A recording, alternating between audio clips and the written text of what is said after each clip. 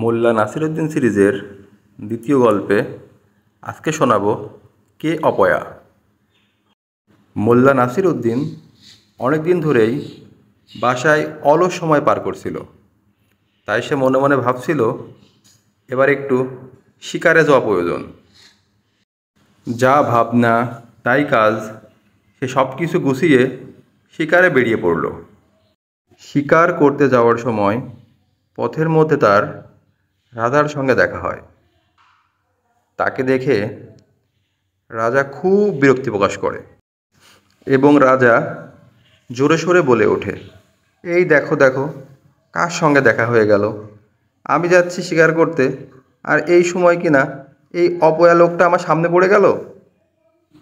রাজামশাই তার সৈন্যদেরকে বললেন, যাও, নাসিরউদ্দিনের পিঠে 26টি বেতাঘাত করো।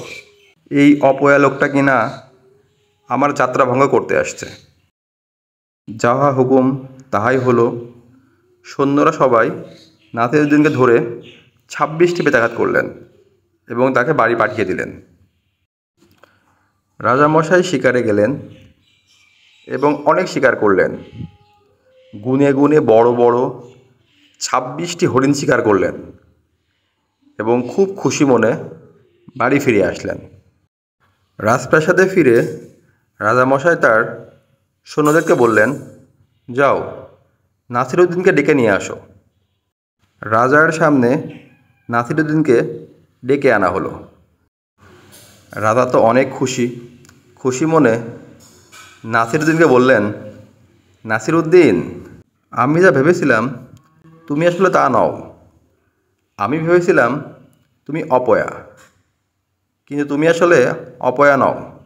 এই দেখো, আমি 26টি হরিণ শিকার করে এনেছি।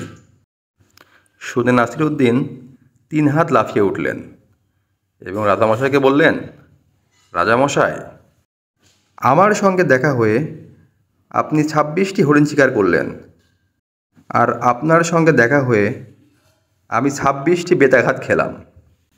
এখন ভাবুন তো, আসলে অপয়াকে। বন্ধুরা, নাসিরউদ্দিন সিরিজের সব মজার মজার গল্প শুনতে চ্যানেলটি সাবস্ক্রাইব করে পাশে থাকুন। ধন্যবাদ।